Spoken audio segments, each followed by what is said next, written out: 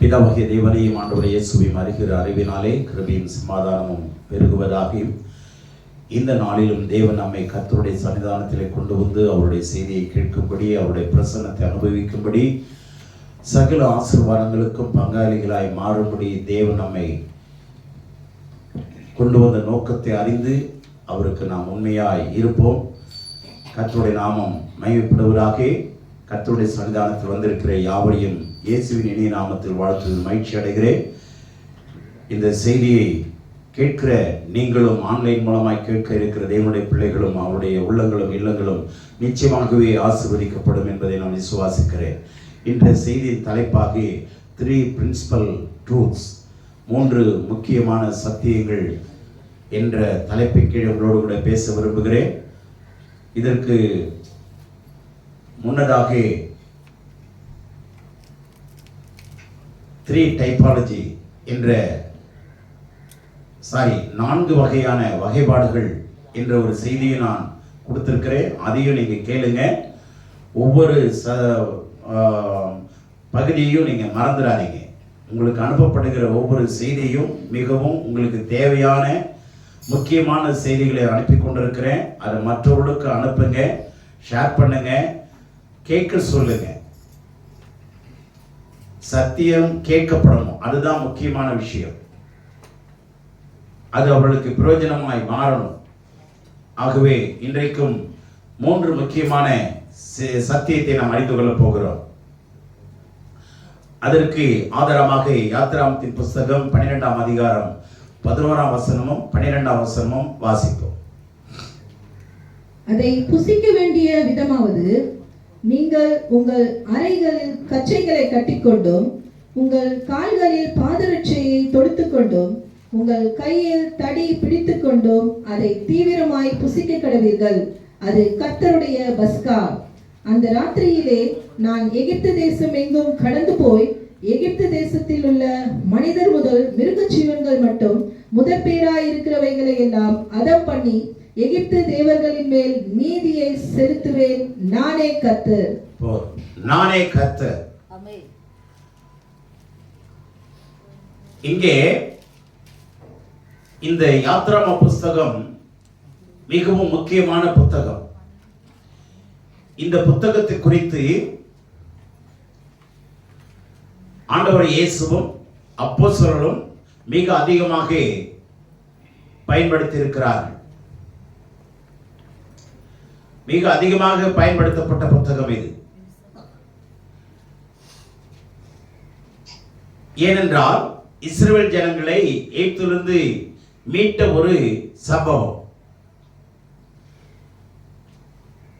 இங்கே இந்த மீட்பின் சத்தியம் மிகவும் ஆழமாக வெளிப்படுத்தப்பட்டிருக்கிறது. கர்த்தர் நம்மை எகிப்திலிருந்து வெளியே கொண்டு வந்த விதம் மிகவும் ஆச்சரியமானது. 4 வகைப்பாடுகள் என்கிற தலைப்பின் கீழே தான் நான் போன வாரம் ஒரு செய்தி அனுப்பியிருந்தேன். இந்த எகிப்து என்பது என்னவென்றால் உலகம்தான், நான் வாழ்கிற உலகம். அந்த நாடு மாத்திரமல்ல, வேதம் சொல்லுகிற அர்த்தத்தை புரிந்து கொள்ளுங்கள். எகிப்து என்பது என்றால் அடிமைப்படுத்துகிற ஒரு இடம். இப்ப இந்த உலகத்தில் வாழ்கிற எல்லா ஜனங்களும் ஒவ்வொரு வகையில் அடிமைப்பட்டு கிடக்கிறார்கள். அடிமைப்படாத எந்த ஒரு மனுஷனும் கிடையாது. ஆகவே இந்த உலகம் மனிதனை சிறைப்படுத்துகிறது, அடிமைப்படுத்துகிறது. பலவிதமான பாவங்களுக்குள்ளே, வித்தியாசமான பாவங்களுக்குள்ளே, நாம் இதுவரை அறிந்திராத பாவங்களுக்குள்ளே மனிதனை, வாலிப பிள்ளைகளை, பெரியோரை, சிறியோரை எல்லாருமே என்ன செய்யப்பட்டிருக்கிறோம்? ஒரு வகையில அடிமைப்பட்டு கிடக்கிறோம். ஆகவே இந்த உலகம் என்பது எகிப்து என்று வேதம் சொல்லுகிறது. இதிலிருந்து தான் ஆண்டவராகிய பிதாவாகிய தேவன் ஜனங்களை மீட்டு கொண்டு வந்த அந்த சம்பவத்தில் தான் 12ஆம் அதிகாரம் 11ஆம் வசனம் சொல்லுகிறது. நான் அதாவது 10 வாதைகளை கடவுள் அனுப்பி கர்த்தர் மிக பெரியவர், பயங்கரமானவர் என்பதை நிரூபிக்க ஆண்டவர் எடுத்துக்கொண்ட விஷயங்கள் எல்லாம் கவனிக்கும் பொழுது ஆச்சரியமாயிருந்தது. அதுல ஒன்றுதான் எகிப்தியருடைய தலைச்சன்கள், தலைப்பிள்ளைகள், மிருகங்களுடைய தலை ஈற்றுகள் எல்லாம் அதமாக்கப்பட்ட ஒரு சம்பவம். அந்த இடத்தை தான் ஆண்டவர் சுட்டிக்காட்டி, எகிப்திலே நான் அதமாக்கும்படி அந்த ராத்திரியிலே நான் சுற்றி கொண்டிருக்கும் போது எகிப்து தேசம் எங்கும் கடந்து போய், எகிப்து தேசத்தில் உள்ள மனிதர்கள் முதல் மிருக ஜீவன்கள் மட்டும் முதற் பேராய் இருக்கிறவைகள் எல்லாம் அதம் பண்ணி, அப்போ இந்த தலையீற்றுகளும் தலைச்சங்களும் அதமாக்கப்படுகிற நேரத்திலே இஸ்ரவேல் ஜனங்களும் ஒரு பக்கம் வாழ்ந்தார்கள், எகிப்தியரும் வாழ்ந்தார்கள். இப்ப இஸ்ரவேல் ஜனங்களுடைய தலையீற்றுகளும் பாதுகாக்கப்பட வேண்டும், அவர்கள் தலைச்சல் பிள்ளைகளும் பாதுகாக்கப்பட வேண்டும். அப்ப ஆண்டவர் என்ன நிபந்தனை கொடுத்திருந்தார் என்றால், ஆட்டுக்குட்டியினுடைய ரத்தம் யாருடைய வீடுகள் எல்லாம் அல்லது ஜன்னல்களிலே அங்கு பூசப்பட்டிருக்கிறதோ அந்த வீடுகள் அழிக்கப்படாமல், ஆண்டவர் அதை அழிக்காமல் கடந்து போவார். நல்ல கவனிங்க, பாஸ் பண்ணி போறாங்கன்னு சொல்றோம் இல்லையா, அதுதான் பாசிங் ஓவர், கடந்து போகிறது. இஸ்ரவேல் ஜனங்கள் அழிக்கப்படாமல் அவர்களை பாதுகாக்கும்படி ஆண்டவர் என்ன பண்ணாரு? கடந்து போனார். அதுக்கு பேர் தான் பாசிங் ஓவர்ங்கிற வார்த்தைக்கு பதிலாக தான் பஸ்கா என்று சொல்லப்படுகிறது. அந்த நாளை நினைவு கூறும்படி, அதாவது ஆண்டவர் உங்களை காத்த நாள், பாதுகாத்த நாளை நினைவு கூறும்படி, கடவுள் உங்களை எகிப்திலிருந்து பிரித்து கொண்டு வந்த அந்த நாளை நினைவு கூறும்படி இஸ்ரவேல் ஜனங்கள் ஆண்டவரால் இஸ்ரவேல் ஜனங்களுக்கு கொடுக்கப்பட்ட கட்டளை அது. இதை நினைவு கூறும்படி என்ன பண்ணுங்க? பஸ்காவை ஆசரியுங்கள். அதனாலதான் 11ஆம் வசனத்தில் சொல்லுது, நீங்கள் புசிக்க வேண்டிய விதமாவது, நீங்கள் உங்கள் அறைகளில் கச்சை கட்டிக்கொண்டு கால்களில் பாதரட்சையை தொடுத்துக் கொண்டு உங்கள் கையில் தடி பிடித்துக் கொண்டும் அதை தீவிரமாய் புசிக்க கடவீர்கள். அதாவது காலை விடியற் காலை வரத்துக்கு முன்னாடி, அதாவது விடியறதுக்கு முன்னதாக நீங்கள் புசித்து ஆக வேண்டும். அதற்கு என்ன நிபந்தனைகள்? ஒன்று, அறைகளில் கச்சையை கட்டிக்கணும், பாதங்களில் பாதரட்சை போட்டுக்கணும், கைகளில் தடியை பிடிச்சுக்கணும். சரியா? இது எந்த இடத்தை ஞாபகப்படுத்துது? வேதாகமத்துல எபேசியர் 6ஆம் அதிகாரத்தில் சொல்லப்பட்டிருக்கிற வசனங்கள் நமக்கு சர்வாயுத வர்க்கத்தை பிடித்துக் கொண்டவர்களாய் நில்லுங்கள், தலையிலே இரட்சணிய கேடகம், இரட்சணிய ஹெல்மெட், சரியா? மார்பதற்கும், அதாவது மார்க் கவசம், கையிலே பட்டயம், இன்னொரு கையிலே விசுவாசம் என்னும் கேடகம், இடுப்பிலே கச்சை, பாதத்துல ஆயத்தம் என்னும் பாதரட்சை. இது எல்லாத்தையும் ஏன்னா புறப்பட போறாங்க. எங்க எய்த்து விட்டு வெளியே கொண்டு வர போறார் ஆண்டவர், அதுக்காக ஆயத்தம் பண்ண சொல்றார். அப்ப இந்த ஒரு அனுபவம் நம்ம வாழ்க்கையில் எப்பொழுதுமே இருக்கணும். இப்ப எதுக்கு ஆயத்தம் பண்ணணும் அப்படின்னா, அன்றைக்கு வெளியிலே கொண்டு வரும்போது ஆயத்தத்தோடு கொண்டு வந்தார். இப்ப நம்ம இந்த உலகத்திலிருந்து ஆண்டவரிடத்துல போகிறோம், அதற்கான ஆயத்தத்தோட நம்ம இருக்கணும். அதே ஆயத்தம்தான். இப்ப நம்முடைய ஆண்டவரை இயேசு மணவாளனை வரப்போகிறார். நாம் அவரை சந்திக்க, மணவாட்டியாய் சந்திக்க போகிறோம். அப்பொழுது நாம் விழிப்பாய் இருக்கணும், காத்திருக்கிறவர்களாய் இருக்கணும், காத்திருக்கிறவர்கள் விழிப்பாய் இருக்கணும். இருக்கு, மணவாளன் வரப்போகிறார், அவரை சந்திக்கும்படி இந்த விஷயங்களை நம்ம கையில என்னென்ன இருக்கணும், காலில் என்ன இருக்கணும், இடுப்புல என்ன இருக்கணும். கச்சை என்பது சத்தியம். நல்ல கவனிங்க.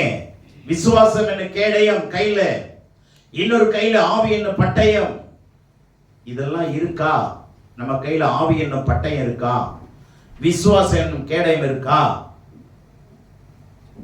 நீதி அன்புங்கிற மார்க்கவசம் இருக்கா? தலையில ரட்சண்யம் என்கிற தலைச்சீரா இருக்கா? கால்கள்ல சரி நான் ரெடி ஆயிட்டேன், நான் எப்பொழுதும் ஆண்டவரை சந்திக்க ரெடிதான், ஆயத்தமாயிருக்கிறேன், சரியான ஆயத்தத்தோடு தான் வந்திருக்கிறேன், அதிக ஆயத்தத்தோடு தான் வந்திருக்கிறேன், எந்த ஒன்றும் மிஸ் ஆகாம நான் காத்து கொண்டிருக்கிறேன், பரிசுத்தமாயிருக்கிறேன், நீதியாயிருக்கிறேன். அந்த நிலைமைக்கு பரிசுத்தாவே நம்மை நடத்தும்படி சர்வ ஜாக்கிரதையாய் நாம் இருக்க வேண்டும். ஆண்டவருடைய அன்றைக்கு பழைய ஏற்பாட்டில் மிருகங்களுடைய ரத்தம், அன்றைக்கு ஆட்டுக்குட்டி வெட்டப்பட்டு அந்த ரத்தம் வீடுகளிலே பூசப்பட வேண்டும். அந்த ரத்தத்தை பார்க்கும் போது அழிக்கப்படாமல் ஜனங்கள் காக்கப்படுவார்கள். ஆனா இன்றைக்கு அந்த ஆட்டுக்குட்டி எதை குறிக்குது? ஆண்டவர் இயேசு கிறிஸ்து, அடிக்கப்பட்ட இயேசு கிறிஸ்து. அடிக்கப்பட்ட அவர்தான் பாலகன். அடிக்கப்பட்ட இயேசு கிறிஸ்துவினுடைய ரத்தம் நம்ம வீடுகளில் இருக்க வேண்டும். அடிக்கப்பட்ட ஆண்டவர் இயேசுனுடைய ரத்தம் நம்முடைய சிரசில் இருக்க வேண்டும், பிள்ளைகள் மேல் இருக்க வேண்டும். தினந்தோறும் ஆண்டவரே என் பிள்ளைகளை, என்னையும் கணவரையும் குடும்பமா இயேசுவின் ரத்தத்துக்குள்ள வைக்கிறோம் என்று டெய்லி சொல்லுங்க. அல்லது இயேசுவின் ரத்தத்துக்குள்ள நாங்கள் பத்திரமாய் இருக்கிறதற்காக ஸ்தோத்திரம் என்று சொல்லுங்க. பொல்லாப்பு நேரிடாது, வாதை கூடாரத்தை அணுகாது, நீங்கள் சுகமாய் இருப்பீர்கள். இயேசுவின் ரத்தத்துக்குள்ளே மறைந்திருக்கிறவர்களை சத்துரு தொட முடியாது. இயேசுவின் ரத்தத்துக்குள்ளே நீங்கள் மறைந்திருக்க தினந்தோறும் நீங்க முயற்சி செய்யுங்க, விசுவாசிங்க, அறிக்கையிடுங்க. ஆண்டவர் விடுவித்த நாளை நினைவு கூறுங்க, ரட்சிக்கப்பட்ட நாளை நினைவு கூறுங்க. பிறந்த நாளை நம்ம கொண்டாடுறோம், ஆனா ஆவிக்குரிய பிறந்த நாளை எத்தனை பேர் கொண்டாடுறாங்க? எத்தனை பேர் நினைக்கிறோம்? என்னைக்கு ரட்சிக்கப்பட்டவங்கிறதே மறந்துடுறோம். எந்த வருஷம், எந்த தேதி இல்ல தெரியல. இப்போ புதிய சட்டங்களின்படி ஆதார் கார்டு இல்லாம எந்த ஒரு வேலையுமே, அதுல பேர் இருக்கணும், பிறந்த தேதி இருக்கணும், அதுல மேல ஒரு பேர் எழுதியிருக்காங்க தெரியுமா? ஆங்கிலத்துல இல்ல தமிழ்ல தான் தெரியுமா? அந்த அடையாள அட்டைக்கு என்ன பேருன்னு எழுதியிருக்கிறாங்க? யாராவது படிச்சிருக்கிறீங்களா? படிச்சிருக்க மாட்டீங்க. யாராவது சொல்லுங்க. மேல எழுதியிருக்கேன்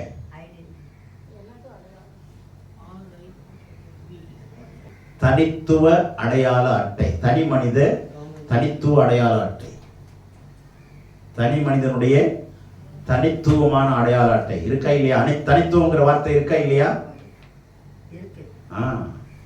யூனிக் அந்த வார்த்தையை போட்டிருக்காங்க பாருங்க. யூனிக் அந்த வார்த்தையை பயன்படுத்தி இருக்கிறது நான் சந்தோஷப்படுறேன். உலகமே நம்மளை பார்த்து ஒவ்வொருத்தரும் யூனிக்கான ஆளு, நீ ஒரு தனித்துவமா உள்ள ஆளுன்னு சொல்லுது. தனித்துவ அடையாளம் உள்ளவர் ஒரு உலகமே நமக்கு சொல்லுதுன்னா, நம்முடைய ஆண்டவர் இரத்தத்தினால மீட்கப்பட்டவர்களை இன்னும் எவ்வளவு பிரித்தெடுத்து தனித்துவம் என்று சொல்லுவார். புரிஞ்சதா? புரியலையா? பாவத்தில் இருக்கிற மனுஷனையே தனித்துவமான மனிதன் என்று சொல்லுகிறது. யூனிக்னா ஒரு வித்தியாசமான, அதை மாறி அந்த அவனுக்கு நிகரான வேற யாரும் இல்லைன்னு அர்த்தம். இந்த அடையாளம் வேற யாருக்கு இல்லைன்னு அர்த்தம். புரிஞ்சதா? இந்த அடையாளம் வேற யாருக்கு இல்லை.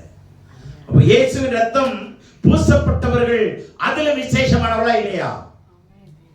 இயேசுவின் ரத்தத்தினால கழுவப்பட்டவர்கள், இயேசுவின் ரத்தத்தினால மீட்கப்பட்டவர்கள், அதை காட்டிலும் நாம் விசேஷமானவர்கள். அந்த அடையாள அட்டையில இருக்கிற வார்த்தையை விட இன்னும் அதிகமான ஒரு மேன்மை என்னன்னா, நாம் இயேசுவின் ரத்தத்தினால மீட்கப்பட்ட தனித்துவம் வாய்ந்த மக்கள். நமது ஆண்டவருக்கு நிகரானவனும் யாரும் இல்லை. உங்க ஒவ்வொருவருக்கு நிகரானவனும் உலகத்துல வேற யாரும் இல்லை.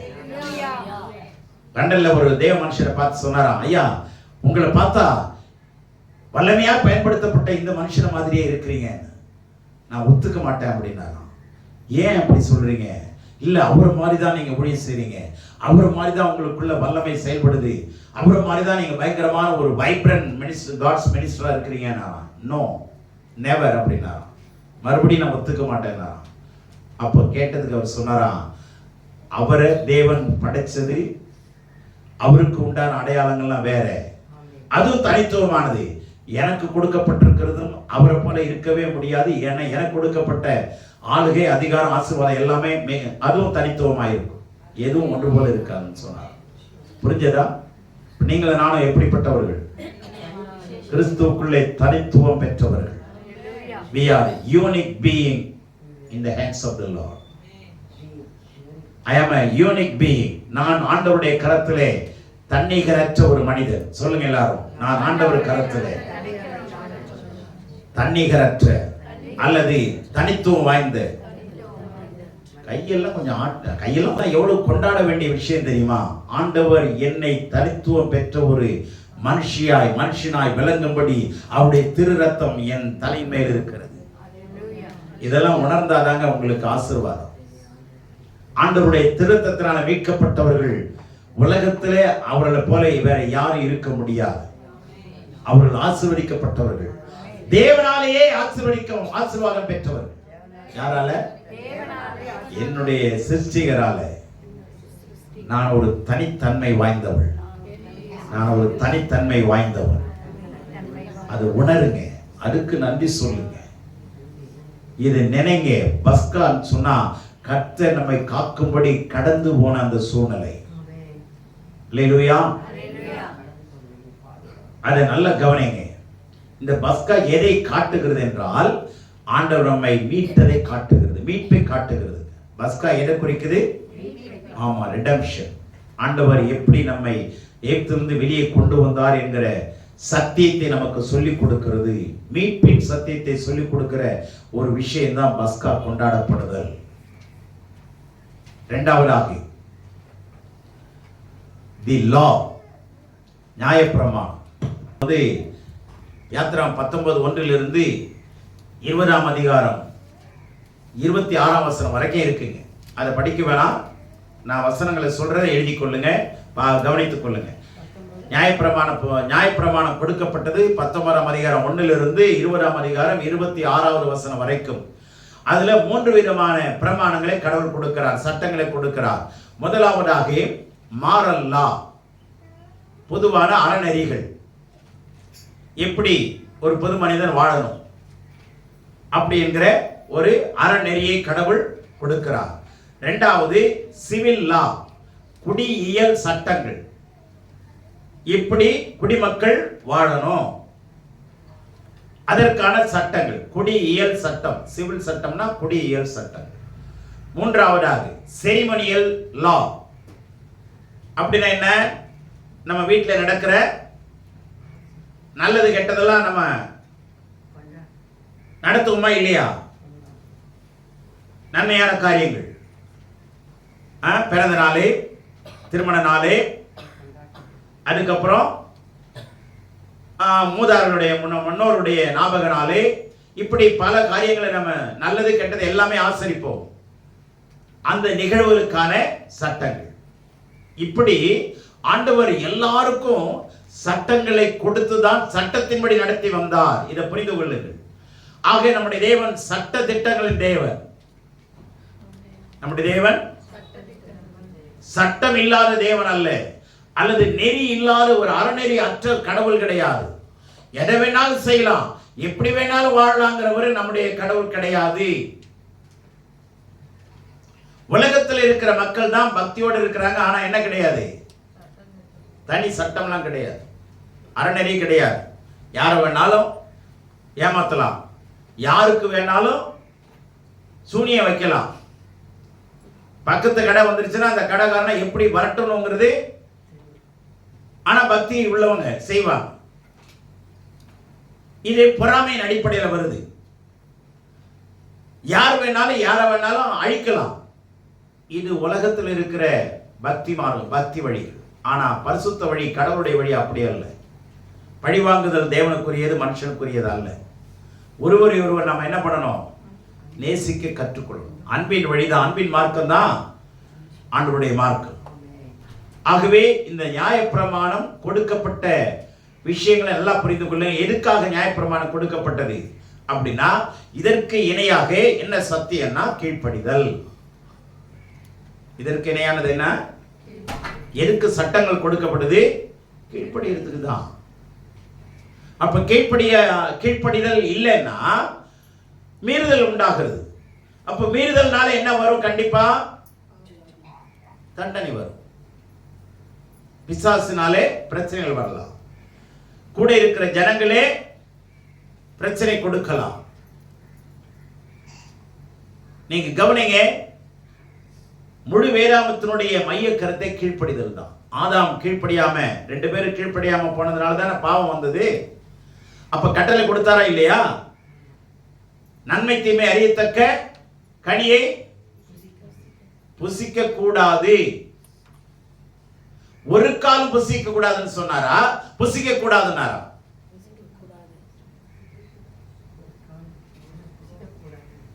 இது நித்திய கட்டளையா அனித்தியமான கட்டளையா ஆண்டவர் கொடுத்தாரா?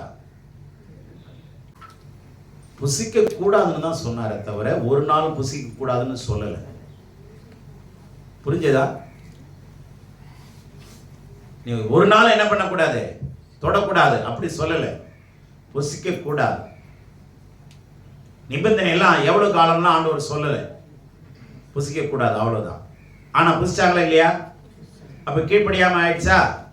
அப்ப கீழ்ப்படியாமையினால் என்ன வந்தது? மரணம் வந்ததா? ஆக கவனிங்க, கீழ்ப்படிதல் தான் நமக்கு ஆசீர்வாதத்தின் முதல் படி. அப்ப கீழ்ப்படிறதுன்னா என்ன? எதை ஒண்ணு சொல்லி இருக்கிறாங்க அதை கீழ்ப்படியணும். அப்ப என்னங்கிறத நம்ம அறியணும். அப்ப சிவில் சட்டம் என்ன, செரிமனியல் லா என்ன சொல்லப்பட்டிருக்கு, மாரல் லாவில் என்ன சொல்லியிருக்காரு, ஸ்பிரிச்சுவல் லாவில் என்ன சொல்லியிருக்காரு, ஆசரிப்பு கூடாரத்தை எப்படி ஆசரிக்கணும்னு சொல்லியிருக்காரு, எப்படி பலியிடணும்னு சொல்லியிருக்காரு. இது எல்லாவற்றையும் ஒரு தேவ மனுஷன் என்ன பண்ணணும்? அறிந்து கொள்ளணும். இதனுடைய எல்லா கருத்துக்களையும், எல்லா சட்டங்களையும், பிரமாணங்களையும், கற்பனைகளையும் ஒரு ஆசாரியன் அத்துபடியா இருக்கணும். ஆசாரியனுடைய உதடுகளிலே வேதத்தை தேடுவார்கள், அறிவை தேடுவார்கள். அன்னைக்கு ஆசாரியன் இருந்தான். ஆனா இன்னைக்கு ஆசாரியன் இல்லையா? யாரு? நம்ம எல்லாரும் தான். நம்ம அப்ப எல்லாருடைய வாயில என்ன வரும்? என்ன தேடணும்? சொல்லுங்க, எல்லாரும் வாயிலும் எதை தேடணும்? வேதத்தை தேடுவார். வேதத்தை தேடணும். 66 புத்தகம் அதை தேடுவாங்க. சட்டம் ஆண்டவர் கொடுக்கலன்னா உலகமா இருக்காது. ஆண்டவர் சர்வ ஞானம் உள்ள தேவன். ஆமென். மூன்றாவதாக ஆசரிப்பு கூடாரம், டேபர்னாக்கிள், தி டேபர்னாக்கிள், ஆசரிப்பு கூடாரம். ஆண்டவர் இந்த மோசையை கொண்டு இந்த ஆசரிப்பு கூடாரத்தை என்ன அழகாக ஒவ்வொரு எம்எம்மா இருக்கட்டும், ஒவ்வொரு இச்சஸா இருக்கட்டும், அதுக்கென்று தனி அளவுகளுக்கு தனி அர்த்தங்களை கடவுள் கொடுத்திருக்கிறார். ஏன்?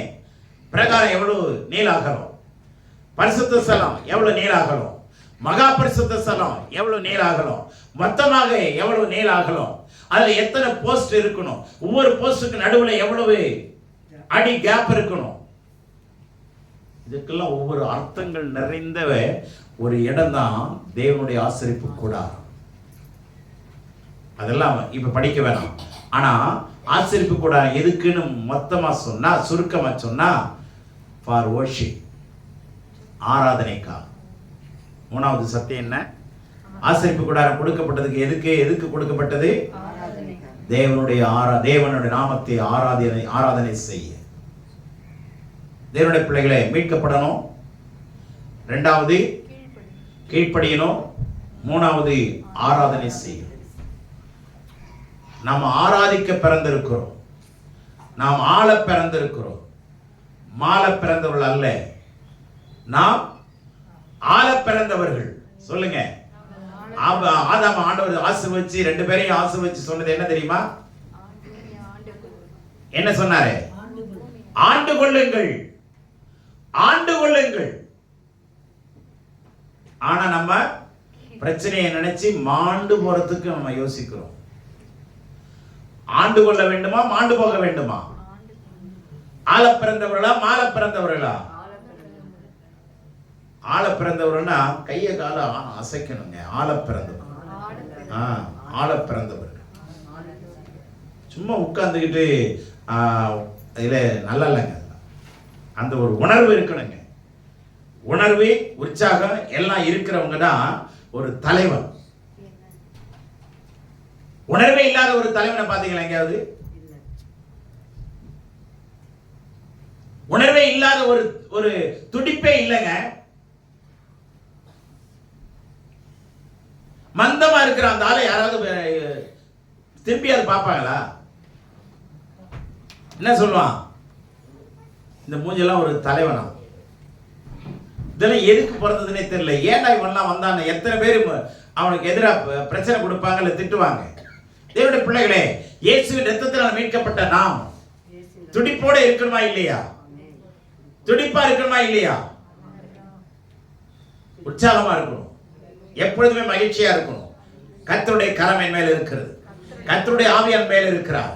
ஆண்டவராகிய இயேசு கிறிஸ்துவின் இரத்தத்துக்குள்ளே நாம் மறைந்திருக்கிறோம். நான் என் குடும்பம் மறைந்திருக்கிறோம். பொல்லாப்பு எனக்கு நேரிடாது, வாதை என் கூடாரத்தை அணுகாது. ஆண்டவருடைய கட்டளை நான் கீழ்ப்படிய போறேன். நானும் என் வீட்டாருமா என்றால் ஆண்டவருடைய கட்டளை கீழ்ப்படிந்து அவரை ஆராதித்துக் கொண்டிருக்க போகிறோம். ஆராதிக்கும்படியாகவே ஏற்றிருந்த தேவன் எங்களை கொண்டு வந்தார். ஆனா நம்ம என்ன பண்ணிட்டு கிடக்கிறோம்? மல்லு கட்டுறோம், ஜபத்தை மாத்தோம். எதை விட்டுறோம்? ஆராதனை செய்ய விட்டுறோம். ஆராதனை செய்ய விட்டுறோம். கவனிங்க, நம்ம ஆராதிக்க பிறந்தவர், ஆராதனை செய்ய பிறந்தவர். எத்தனை பேர் காலையில் ஆராதிச்சுட்டு வந்திருக்கிறீங்க? 10 நிமிஷமாவது முட்டி போட்டு, ஆண்டவரே இந்த ஆராதனையில எனக்கு ஆசீர்வாதம் வேணும், ஆண்டவரே உம்முடைய அபிஷேகம் எனக்கு வேணும். ஆராதனை தவற விட்டவர்கள் எத்தனை பேர்? மிக முக்கியமான இடத்துல எல்லாம் விட்டுறீங்க. கவனிங்க, ஆராதனை நேரத்தில் என்னென்ன அற்புதம் நடந்தது. இந்த பஸ்காவை பத்தி நான் ஏறத்தாழ, இந்த பஸ்கா எந்த நாளிலே ஆரம்பிக்கப்படுகிறது என்று சொன்னால், நல்ல கவனிங்க, எந்த நாளிலேனா ஆபீப் மாதத்தினுடைய முதல் நாளிலே. எந்த நாள்ல?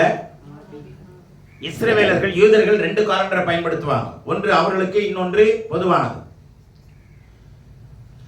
இந்த காலண்டர்லாம் நீங்க பாத்தீங்கன்னா வித்தியாசமான பேர் இருக்கும், அதுல உங்களுக்கு புரியாது.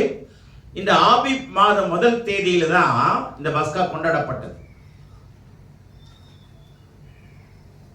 இதை பற்றி ஏகப்பட்ட, இந்த பஸ்கா கொண்டாடப்படுகிற இந்த முதல் நாள் இருக்கு, ஆபீப் மாதம் முதல் நாள். இதுல அநேக சம்பவங்கள், சரித்திர சம்பவங்கள் நிறைய இருக்குங்க. இந்த ஆபீப் மாதம் முதல் தேதியில தான் பிரபஞ்சம் துவங்கப்பட்டதுன்னு சொல்லப்பட்டிருக்கு. அது எந்த அளவுக்கு உண்மைங்கிறத நம்ம அதை கிரகிக்க முடியல. இரண்டாவது, தல்மோட்னு ஒரு முக்கியமான ஒரு விஷயங்க. அந்த தகவல் என்ன கொடுக்குது? தல்மோட் என்கிற தகவல், அந்த ஆராய்ச்சி இதுல என்ன தகவல் கொடுக்குதுன்னா, ஆபிரகாம், ஈசாக்கு, யாக்கோபு 3 பேரும் மரித்த நாள் ஆபீப் மாதத்தினுடைய முதல் நாள். இந்த நாள்ல தான் ஆசாரிப்பு கூடாரமும் நிறுவப்பட்டது. அடுத்ததாக ஆரோனின் குமாரர் 2 பேர் இறந்த நாளும் இந்த மரணத்த நாளும் இந்த ஆபீப் மாதம் முதல் நாள். அடுத்ததாக எஸ்ரா என்ன செய்கிறான்? ஜனங்களை விசாரித்து கடிந்து கொள்ளும் பொழுது, அந்நிய பெண்களை திருமணம் பண்ணினதுனாலே அந்த கடிந்து கொள்ளப்பட்ட நாளும் ஆபீப் மாதம் முதல் நாள். பாபிலோனிலிருந்து எஸ்ரா புறப்பட்ட நாள் ஆபீப் மாதத்தினுடைய முதல் நாள். ஜலப்பிரவாகம் உண்டான நாளிலிருந்து தண்ணீர் வற்றி போன நாள் ஆபீப் மாதம் முதல் நாள். யோசுவா 2 பேரை வேவு பார்க்கும்படி எரிகோவுக்கு அனுப்பின நாள் இந்த ஆபீப் மாதம் முதல் நாள். இந்த ஆபீப் மாதத்தின் 10வது நாளிலே மிரியாம் மரித்து போன நாள். பஸ்கா ஆட்டுக்குட்டியை தெரிந்து கொண்ட நாள் இந்த ஆபீப் மாதத்தினுடைய முதல் நாள். இன்னும் நிறைய இருக்குங்க, சொல்ல நேரம் இல்லை. ஒவ்வொரு நாள்லையும் ஒவ்வொரு நேரத்திலையும் தேவன் அர்த்த புஷ்டியை வைத்திருக்கிறார். அர்த்தம் இல்லாமல் ஆண்டவர் எதையுமே செய்கிறது இல்லை. நாம பேசிட்டு சொல்லுவோம், விளையாட்டா சொல்லிட்டேங்க கோச்சிக்காதீங்க, நம்ம சொல்றோமா இல்லையா? ஆனா ஆண்டவர் எங்கேயாவது விளையாட்டுக்கா சொல்றாரா? ஆண்டவர் பேசின அத்தனை வார்த்தைகளும் நமக்கு பொதுவாக தேவையான வார்த்தைகள், மிக முக்கியமான வார்த்தைகள், அர்த்தம் சரிந்த வார்த்தைகள். இதை கேர்லெஸ்ஸா நீங்க இருந்தீங்கன்னா, நான் பல நாள் சொல்றேன், வேதத்தை குறித்த ஒரு அறிவு உங்களுக்கு மிக ஆழமா வேணும். அதுதான் உங்களை மீட்படைய பண்ணும், பரிசுத்தப்படுத்தும், பிரிச்சு பார்க்க வைக்கும், யூனிக் ஒரு பீயிங்கா உங்களை மாற்றி அமைக்கும், தன்னிகரற்ற ஒரு மனிதனாய் மாற்றும். ஆண்டவர் ஏன் ஜனங்களை ஏத்திலிருந்து பிரிச்சு எடுத்துட்டு வரணும்? அங்கேயே வச்சு பரிசுத்தம் பண்ணக்கூடாதா? அப்படின்னா அங்கேயே வச்சு பண்ணுனா அவனுடைய கலாச்சாரம் உள்ள வர சான்சஸ் இருக்கு. அவனுடைய சடங்குகள் சம்பிரதாயங்கள் வருமா வராதா?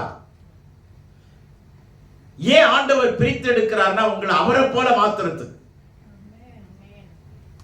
ஏன் பிரித்து கொண்டு வர்றாருன்னா அவருடைய சாயலுக்குள்ளாய் ஆண்டவர் உள்ளுக்குள்ள ஒரு சாயலை, ஒரிஜினல் சாயலை வச்சு படைச்சிருக்கிறார். இந்த சாயலை பிசாசு, உலகம், எகிப்து எல்லாமே என்ன பண்ணிடுது? உலக சாயல் இந்த தெய்வீக சாயலை மறைக்கிறதுக்கு உலகம் சாயம் பூசி மறைச்சிருது. என்னென்ன சாயம்? கண்களின் இச்சை, ஜீவனத்தின் பெருமை, மாம்சத்தின் இச்சை, கீழ்ப்படியாமை. பைபிள் தானே அது கிறிஸ்தவங்களுக்கு. இப்படி அலட்சியமான ஒரு சாயம் பிசாசு நம்மளை பூசி எது வெளிப்படாம போயிடுது? கிறிஸ்துவின் சாயல் வெளியில கொண்டு வரணும். ஆனா உலகம் என்ன பண்ணிடுது? நம்ம மேல சாயத்தை பூசிடுது. பொருளாசை என்கிற சாயம், வேலை செய்தாக வேண்டும் என்கிற சாயம்.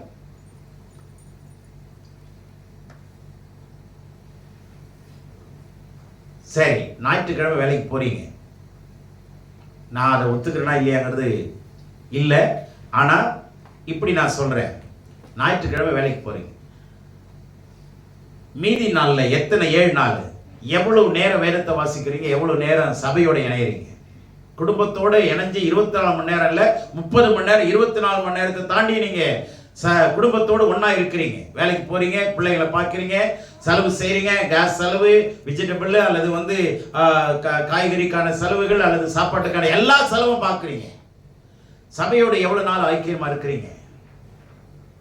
பாஸ்டர்ட்ட என்ன கேட்குறீங்க? ஐயா, நான் இந்த ஜெபம் பண்ணியிருக்கேன் அல்லது இந்த வசனம் வாசிச்சிருக்கிறேன், எனக்கு இது தெரியல, எனக்கு சொல்லிக் கொடுங்க. இல்ல நானும் ஊழியத்துக்கு வரேன், நானும் சேர்ந்து உங்களோட ஜெபம் பண்ண விரும்புறேன். எத்தனை பேர் கேட்டிருக்கிறீங்க? சபைக்கு நமக்கு ஏதாவது தொடர்பு இருக்கா? இன்னைக்கு இந்த ஆராதனை விட்டுட்டு வெளியே போனோன்னே உங்களுக்கும் சபை மனிதனை ஏற்படுத்தினது இல்லைங்க. எந்த ஊழியக்காரனும் சபை ஏற்படுத்தினது இல்லை. தேவாரி தேவனே ஏற்படுத்தினார். நான் என் சபையை கட்டுவேன், பாதாளத்தின் வாசல்கள். அப்போ சபையை கட்டுறதுனா நாம தான் ஆண்டவருக்குள்ள சபையாய் இருக்கிறோம். என்னவா இருக்கிறீர்கள் என்று வேதம் சொல்லுகிறது? தேவனுடைய ஆலயமாய் இருக்கிறீர்கள். ஆலயத்துக்கு ஆலயமா நீங்களும் நானும் இருக்கிறோம்னா நமக்கு தொடர்பு யாரோட தான் இருக்கணும்? தேவனோட இருக்கணுமா இல்லையா?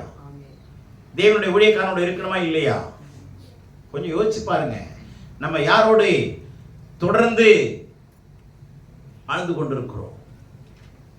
நம்முடைய சிந்தனை, நம்முடைய நோக்கம், நம்முடைய செயல்பாடுகள் ஏதாவது இருக்கா? சபையோட இணைஞ்சிருதா? எப்பயாவது சபையை பத்தி விசாரிக்கிறோமா? இவங்க ஏன் வரல, நம்ம போய் கூப்பிடலாம். எத்தனை பேர் கேட்டிருக்கிறீங்க? அது பாஸ்டர் பாடு, அவர் போய் கேட்டா கேட்கட்டும், கேட்கணும்னா போகும். அதே உங்க குடும்பத்தில் ஏதாவது பிரச்சனை கேட்காம இருப்பீங்களா? இது கடவுள் ஏற்படுத்தின குடும்பங்க. அது சபைங்கிறது என்னது? கடவுள் ஏற்படுத்தின குடும்பம். இதுல ஒளிவு மறைவு வச்சு வாழ்ந்தோம் அப்படின்னா தெய்வத்துக்கு நமக்கும் உறவே இல்லாம போயிடும், இத்து போயிடும். இந்த உறவு தான் முதலாவது நமக்கு இருக்க வேண்டிய உறவு. தேவனோடு உறவு வைக்கலன்னா உங்களுடைய உலக வாழ்க்கையில ஏதாவது ஒன்றில் நீங்க அடிமைப்பட்டு நீங்க சிறைப்பட்டு போகப்படுவீர்கள். எல்லாம் கவனித்துக் கொள்ளுங்க. சத்தியத்துக்கு நீங்க தலை சாய்க்கல, நீங்க மற்ற 6 நாளும் 6வது நாள், அதாவது ஞாயிற்றுக்கிழமை வரல, ஓகே. ஆனா மற்ற நாள்ல கடவுளுடைய சத்தியத்துல, ஆராதனையில, ஜெபத்துல, ஐக்கியத்துல என்ன வச்சிருக்கிற உறவு?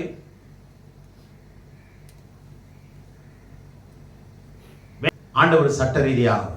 ஆகவே நாம் பஸ்காவை கொண்டாட வேண்டும், நினைக்க வேண்டும். கர்த்தர் நம்மை மீட்பை நினைக்க வேண்டும்.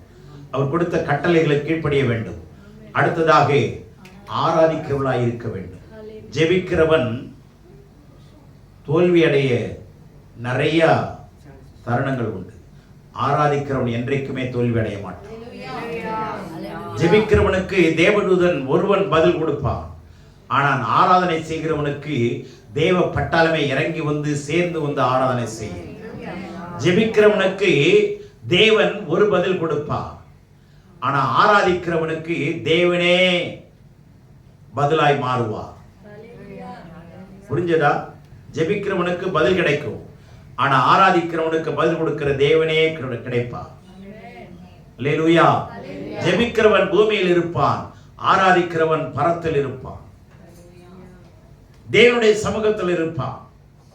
நீங்க ஜெபம் பண்ற ஆளா இருந்தா என்னைக்காவது ஒரு நாள் உங்களுக்கு அற்புதம் நடக்காம போயிடும், அதிசயம் நடக்காம போயிடும். நல்லா கவனிங்க. அற்புதத்தை அதிசயத்தை வச்சு வாழாதீங்க. அற்புதத்தையும் அதிசயத்தையும் வச்சு வாழாதீங்க. உலகத்தில் கூட நிறைய அற்புதம் நடக்குது. உலகத்தானுக்கு நடக்குதா இல்லையா? நடக்குது. அற்புதத்தை மையமா வச்சு வாழாதீங்க. அற்புதமான இயேசுவை மையமா வச்சு வாழுங்க. அற்புதத்தை எதிர்பார்த்து வாழாதீங்க. நீங்களே அற்புதமாக மாற பாருங்க. நீங்களே குணசாலியாய் மாற பாருங்க. உன்னுடைய முந்தின குணத்தை பார்க்க பிந்தின குணம் அதிக நற்குணம். யாருக்கு சொன்னது? போவாசு ரோத்துக்கு சொன்னா, நீ குணசாலி தான். அந்த வார்த்தை அழகான வார்த்தை தெரியுமா? உன்னுடைய முந்தின குணசாலியை பார்க்க, நற்குணத்தை பார்க்க. நீ ரொம்ப குணசாலியா இருக்கிற, ஆனா இப்ப இருக்கிற பாரு, அந்த குணம் அதை விட மேன்மையானது. தேவனுடைய பிள்ளையே, சபைக்கு வந்துட்டீங்கன்னா அவங்களுடைய குணம் மாறணும், புத்தி மாறணும், செயல் மாறணும், சபையோட ஜனங்களோடு ஐக்கியமாகணும். கல்லு மண்ணும் மணல் இதெல்லாம் தனித்தனியா இருந்துச்சுன்னா அதுக்கு பேர் காங்கிரீட்டா? செங்கல் தனியா இருக்குது, புளூ மெட்டல் தனியா இருக்கு, சிமெண்ட் தனியா இருக்குது, மணல் தனியா இருக்குது அப்படின்னு அதுக்கு பேர் காங்கிரீட் ஆகுமா? உன்னோட ஒன்று என்ன ஆகணும்? பாண்டிங் இருக்கணும். பாண்டிங் இருக்கணும். தனிமரம் தோப்பாகாது. தனிமரம் தோப்பாகாது. என்னைக்காவது நீங்க மற்றவங்களை கூப்பிட்டு விசாரிக்கிறீங்களா? கூப்பிட்டு எத்தனை பேர் இந்த வாரம் மற்றவங்களுக்காக ஜெபம் இருக்கிறீங்க நீங்க கேட்டு பாருங்க. அப்படி தனிமரமாவே இருந்தா அது பரலோகத்துக்கு நீங்க நிச்சயமா ஆண்டவர் வரும்போது எடுத்துக்கொள்ளப்படுவோம்னா முடியவே முடியாத விஷயம். இது ஒரு தெய்வீக ஐக்கியம். ஆகவே கர்த்தர் நம்மை ஆசீர்வதிப்பார். கர்த்தருடைய திட்டம் நிறைவேறும்படி நீங்கள் நானும் அவருடைய மீட்பை நினைங்க, சட்டங்களுக்கு கீழ்ப்படிவோம், ஆராதனை செய்வதாக இருப்போம். கர்த்தர் தாமே நம்மை நம்முடைய குடும்பத்தையும் ஆசீர்வதிப்பாராக. ஆமென்.